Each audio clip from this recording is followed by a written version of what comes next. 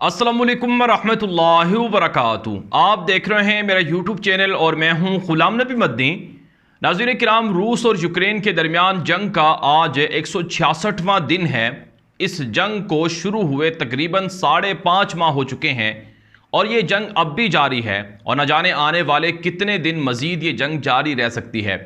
इस जंग के अंदर अगरचे अमलन रूस ये जंग जीत रहा है और रूस का पलड़ा भारी है और रूस ने अमेरिका और यूरोप और उनके हवारियों के परखच्चे उड़ाकर रखे हुए हैं, लेकिन बहरहाल रूस को भी नुकसान हो रहा है और इस जंग से सबसे ज़्यादा नुकसान दुनिया के मुख्तलिफ मुल्कों को हो रहा है, जो रूस और यूक्रेन की जंग की वजह से पेट्रोल की किल्लत, पेट्रोल की कीमतों में इजाफा, गैस की किल्लत, गैस की कीमतों में इजाफा, यहाँ तक कि ग़िज़ाई अजनास के महंगा होने और मुख्तलिफ अशिया के महंगा होने के मुख्तलिफ तरह के मसाइलों का सामना कर रहे हैं।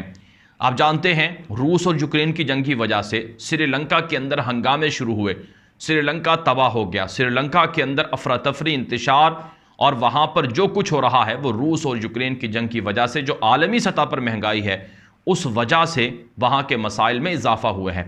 फिर यही नहीं नाज़रीन किराम, अभी रिसेंटली जो बांग्लादेश है, बांग्लादेश के अंदर भी पेट्रोल की कीमतों में 50% से ज़ायद इजाफा हो गया है।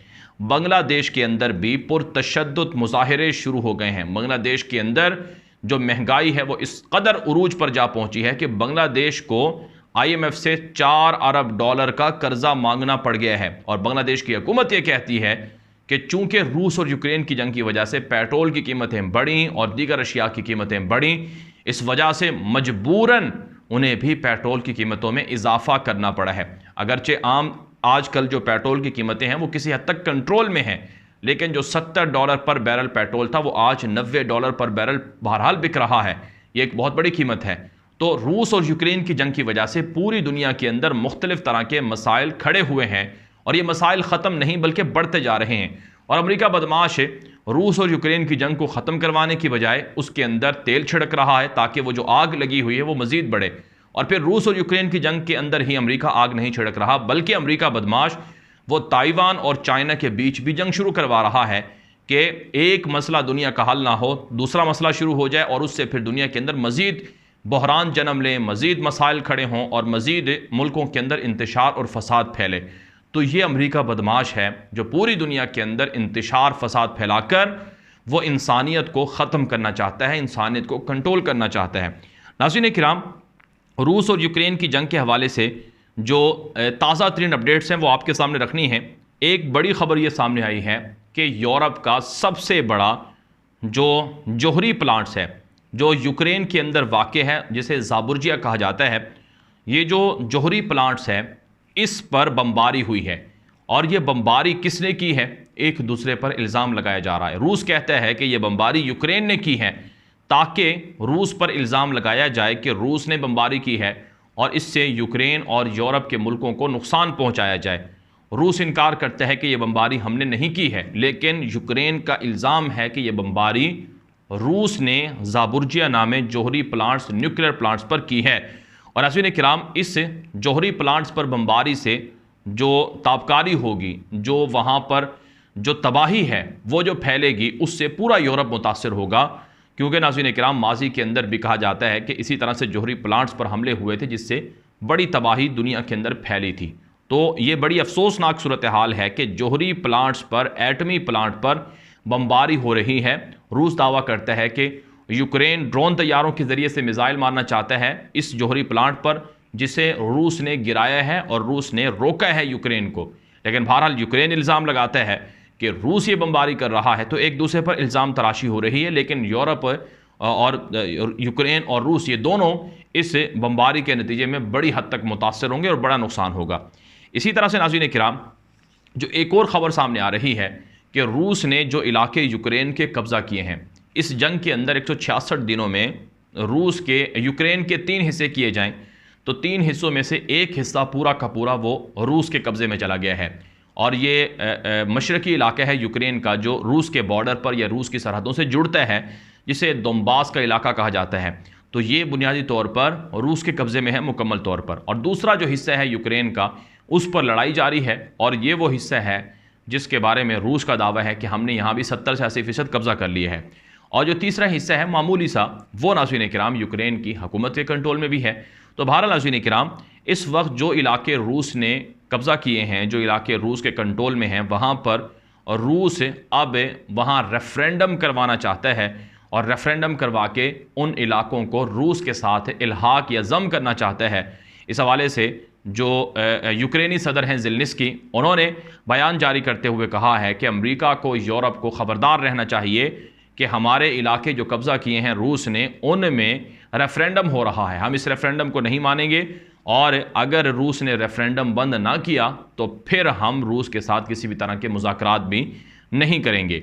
इसके अलावा नाज़रीन किराम, जो एक और ख़बर है वो ये सामने आ रही है कि यूक्रेन दावा करता है कि 26,000 के करीब ऐसे वाक़यात या ऐसे केसेस रिपोर्ट हुए हैं जिनमें इंसानी हकूक़ की वायलेशन हुई है और वार क्राइम के ये केसेस हैं। इस पर रूस के ख़िलाफ़ मुकदमा चलाया जा रहा है कि निहत्ते लोगों को रूस ने हमले करके जंग के अंदर वार क्राइम्स का इर्तिकाब किया है और लोगों को मारा है। इसके अलावा नाज़रीन किराम, जो एक और अच्छी खबर है वो ये भी है कि जो रूस और यूक्रेन के बीच जो मुआहिदा हुआ, जिसके तहत दोनों मुल्क एक दूसरे की गंदम को और दोनों मुल्क एक दूसरे के तिजारती जहाज़ों को वो जंग के बावजूद गुजरने की इजाज़त देंगे। तो इस हवाले से रिपोर्ट में बताया गया है कि 4 बड़े बड़े बाहरी जहाज़ वो यूक्रेन से जो फूड से भरे हुए थे, लदे हुए थे, वो यूक्रेन से रवाना हुए हैं और मुख्तलिफ़ आलमी मंडियों के अंदर जाएंगे और वहाँ जो ग़िज़ाई अजनास है, मुख्तलिफ़ जो ग़िज़ाई किल्लत है, उसके लिए उससे निमटने में मौका मिलेगा। तुर्की की मदद से रूस और यूक्रेन के बीच मुआहिदा हुआ था कि गंदम की तरसील नहीं रुकेगी ताकि दुनिया में कहत ना आए, और इसी तरह से पेट्रोल और गैस की जो तरसील है वो भी नहीं रुकेगी। दूसरी तरफ नाज़रीन किराम, जो एक दावा सामने आ रहा है वो ये है कि पिछले 165 दिनों के अंदर रूसी फ़ौज के जो हमले हैं, इन हमलों के अंदर किसका कितना नुकसान हुआ है। तो रूस ये दावा करता है कि पिछले 165 दिनों के अंदर तकरीबन 5.5 माह में जो रूसी फ़ौज के हमले हैं, इनके अंदर तकरीबन 80,000 यूक्रेनी फ़ौजी कत्ल हुए हैं, ज़ख्मी हुए हैं, गिरफ़्तार हुए हैं, लापता हुए हैं। ये रूस का दावा है कि 80,000 के करीब यूक्रेनी फ़ौजी, यूक्रेनी ऑफिशल्स और यूक्रेनी शहरी भी इसमें शामिल हैं, जो कत्ल भी हुए हैं, ज़ख्मी भी हुए हैं, लापता भी हुए हैं, गिरफ़्तार भी हुए हैं। और नाज़रीन किराम, रूस ये भी दावा करता है कि यूक्रेन के साथ लड़ने वाले जो किराए के कातिल थे, जो यूरोप से या बाकी मुल्कों से, इसराइल वगैरह से आए हुए थे, वो भी मारे गए हैं। और इस जंग के अंदर जो एक महदूद, यानी जो कम से कम तखमीना है जो इस जंग में जो यूक्रेन का हुआ है, वो तकरीबन 500 अरब डॉलर का लगाया गया है कि 500 अरब डॉलर से ज़ायद का नुकसान वो यूक्रेन का अब तक इस जंग में हो चुका है। इसके मुकाबले में रूस का कितना नुकसान हुआ है, तो ये यूक्रेनी मीडिया भी बढ़ चढ़ कर जो फिगर्स हैं वो बताता है, और बरतानिया और इसी तरह से नेटो और CIA और अमेरिका वगैरह भी बड़े बढ़ चढ़ कर रिपोर्ट बताते हैं। तो एक फिगर तो 15 से 20 हज़ार के दरमियान है कि 15 से 20 हज़ार के करीब रूसी फ़ौजी मारे गए हैं, कत्ल हुए हैं, ज़ख्मी हुए हैं, गिरफ़्तार हुए हैं, लापता हुए हैं। और दूसरा फिगर यूक्रेन की जानिब से आता है जिसमें वो दावा करते हैं कि हमने 40 से 50 हज़ार रूसी फ़ौजी मारे हैं, कत्ल किए हैं, ज़ख्मी किए हैं। बहरहाल नाज़रीन किराम, इस जंग के अंदर रूस का भी बड़ा नुकसान हुआ है, यूक्रेन का तो बेतहाशा नुकसान हुआ है, लेकिन बहरहाल जो अमेरिका रूस को इस जंग के ज़रिए से तबाह करना चाहता था, उसकी ताकत को, उसके गलबे को तोड़ना चाहता था, वो कामयाबी अमेरिका को नहीं मिली है, ना ही यूरोप को मिली है। रूस पर पाबंदियां लगी हैं, लेकिन उन पाबंदियों में रूस ने सरवाइव किया है। रूस ने चाइना से मदद ली, रूस ने दुनिया को सस्ता पेट्रोल बेचा। यानी आप हैरान होंगे, वो ममालिक जो अमेरिका के ब्लॉक में हैं, यूरोप और नेटो के ब्लॉक में, जैसा कि भारत, वो ममालिक भी अमरीकी पाबंदियों को नहीं मानते, ना उन पर अमल कर रहे हैं और रूस से पेट्रोल ख़रीद रहे हैं, रूस बदले में पैसे कमा रहा है। यानी जो मईशत को तोड़ना था, कमज़ोर करना था रूस को, उससे कोई रूस पर फ़र्क नहीं पड़ा है। सिर्फ भारत ही रूस से सस्ता पेट्रोल नहीं खरीद रहा, बल्कि सऊदी अरब को आप देख लें, जो पेट्रोल बेचता है दुनिया को, वो भी रूस से सस्ते दामों पेट्रोल ख़रीद कर वो भी दुनिया को महंगा पेट्रोल बेच रहा है। तो अमेरिका के ब्लॉक में, नेटो के ब्लॉक में जो ममालिक थे और जो यूरोपीय ममालिक हैं, जो नेटो ममालिक हैं, वो मुसलसल रूस से गैस भी ख़रीद रहे हैं, पेट्रोल भी ख़रीद रहे हैं। तकरीबन 150 अरब डॉलर से ज़ायद की जो आमदनी है वो सिर्फ यूरोपीय ममालिक से रूस ने पिछले 3-4 महीनों में की है।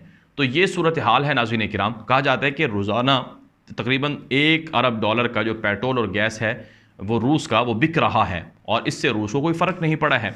तो अमेरिका की पाबंदियां कोई नुकसान नहीं पहुंचा सकी हैं, यूरोप की पाबंदियां कोई नुकसान नहीं दे सकी हैं और रूस पहले से ज़्यादा ताकतवर हो गया है और अमेरिका को मुसलसल ललकार रहा है कि हम आपकी बदमाशी नहीं मानेंगे, हम आपके डॉलर के कब्ज़े को नहीं मानेंगे और डॉलर की बादशाहत को ख़त्म करेंगे, बल्कि अब तो रूबल करेंसी में रूस पेट्रोल बेच रहा है। तो इससे रूस को फ़ायदा हुआ है, अमेरिका यूरोप रूस के मुकाबले में हारे हैं।